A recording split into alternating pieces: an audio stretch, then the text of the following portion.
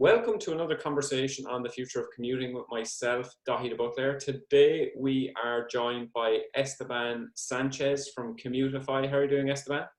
Hey, I'm doing great, and you? Fantastic, fantastic.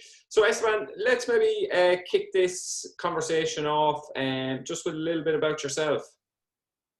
Yeah, definitely. So, as you said, I'm Esteban. I'm based in Montreal, Canada, and I'm a co-founder at Commutifi. We're, I'm pretty much in charge of all the technology aspect, but also working with clients around making sure we can develop a data-driven solution that helps on their problems. Cool, that's fantastic. So I suppose a lot of what you are doing day to day is you are helping companies diversify the ways in which people get to work. And one question I suppose I'd have, Esteban, is who is responsible for changing employee commuting habits? Is it the employer, or do the employees need to take personal responsibility? Yeah, definitely. I think that's that's a good and complex question. It's how we see it. It's I think a multi-layered responsibility. It's employers have their role to play. Everyone in the end is commuting to an office. This office has allocated parking space, has resources, sometimes have different mobility programs. So I think the employer has a big role to play in helping their employees get to the office. But the employee himself also has a choice. He's commuting every day. So every day he's getting into his car, into public transit, into a bike, he's making a decision. And also, there's a third player here that is quite important, is cities and governments. They also have a role to play as they build the infrastructure and try to really help commuters move around the city. So it's really a responsibility that I think is shared among these three players. And that's what we do a lot at Commutifi. We help get the data to make these decisions. So that's very interesting. So let's just troubleshoot for a minute. Let's say that I'm a big employer, a couple of thousand employees, and yeah, I like what you're saying to me there, Esteban, but at the end of the day, it's an expense. So I'm just going to wash my hands on it. And ultimately, it's up to staff and the local government to figure it all out. What tends to, if employers take that style approach, what are the problems that tend to manifest, and how can people, I suppose, recognize if they are in that situation at the moment? Yeah, definitely. I think that's that's a good question. It it really depends on how you see your expenses, because in most cases and with most employers we've worked with, we've seen actually an ROI within the first positive ROI within the first 6 to 9 months of implementing mobility programs.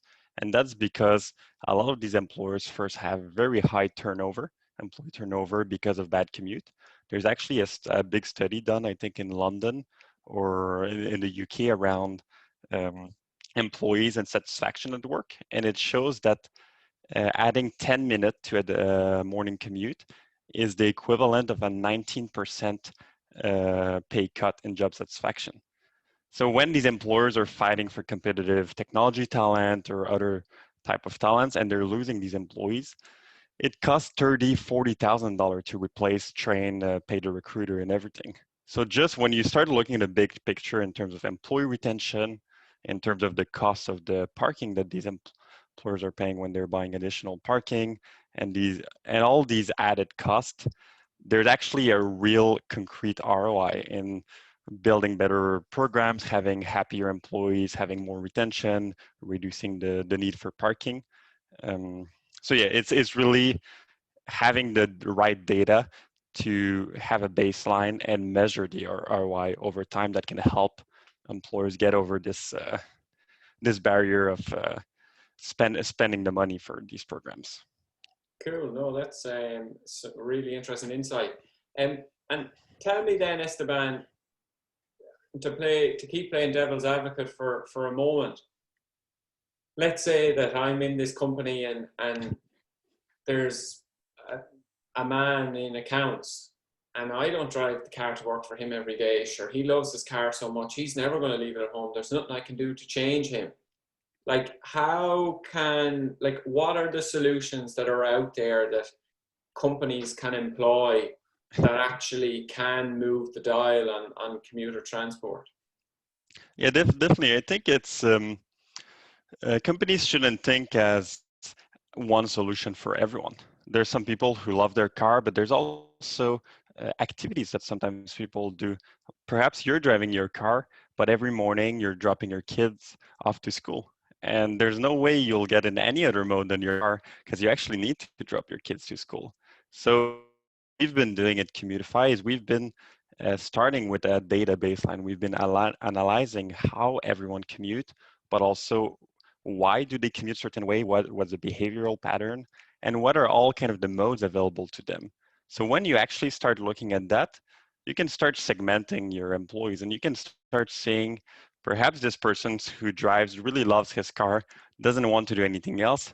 Well, this person can stay driving, but for other employees, depending on their behavioral, they can start carpooling if they want to keep their car. They can start, sometimes they live near the office or a few miles away, and perhaps they could have an e-bike on nice days, which would help them get to the office very quickly. We've seen companies implementing shuttle programs when sometimes you see a big pool of employees, let's say 50, 100 employees coming from 40, 50 minutes away on the same direction. So there's a lot of these programs that you can look at, especially when you make commuting more flexible. It doesn't need to be a choice of I drive every day to work or I now bike every day to work.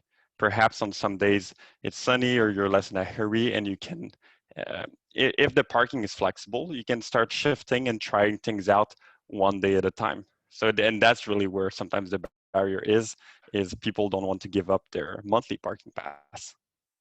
Yeah, no, and that's definitely interesting. You touched on flexibility there. Obviously, flexibility is a massive buzzword at the moment, Yep.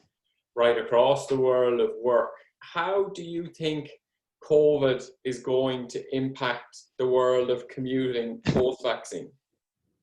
Yeah, that's something I've actually been writing an article on and looking at a lot of these big studies from Deloitte and these players on mobility. And there's a few that comes out is first that employees value their privacy a lot and the safety in transport a lot more than before. So looking at how safe is a mode of commute will be critical and will be a challenge as we look at shared modes such as carpooling or shuttles. But there's also employees value their time very highly now. They've been working at home for the last 6 to 9 months. No one wants to return an hour in traffic morning and evening to get to work. So how does it impact commuting? I think we'll see a lot more flexible working. So working 2, 3 days at home, working 2, 3 days at the office. And that's an important thing because when you look at your parking, like the work you guys do at Park Office, you need to start thinking of dynamic parking in terms of you might have 100 employees sharing 50 spaces, and they might do very well with these if there's a reservation system. You might you might also open perhaps distributed office. We've seen a big trend around that of employers trying to get the office closer to home, let people avoid the long commute, and also yeah, just trying to handle this flexibility of letting employees commute sometimes, stay at home, have a variety of choice when they choose to get to the office. And do you think that all that increased flexibility is going to, I suppose, when you think about it, on one level you have decreased demand, but on another level you have a massive increase in variability. Like, do you think it's going to make it harder or easier to manage commuting for companies? Yeah, I think it gets much harder.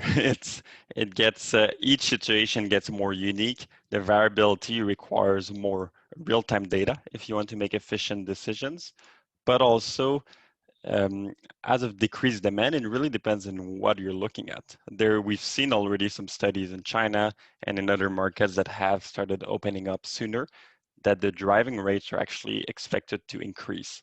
A lot of employees, as I mentioned earlier, care about safety as a priority, And for at least the next 1 to 2 years, they'll be avoiding a lot of public transit and shifting to their personal vehicle, which might be a personal bike or a personal car. So as a lot of employers expect that they won't have parking problems or that they won't have commuting problems when it returns, but we kind of predict the opposite. A lot more people will try to come in driving to work, and that's where, before this new habit is created, there's an opportunity to change behavior, educate employees, and give them more than one choices. Thanks. That's fantastic, Esteban. And we won't keep you any longer. So thanks a million for your time today. Thank you. Thanks for having me.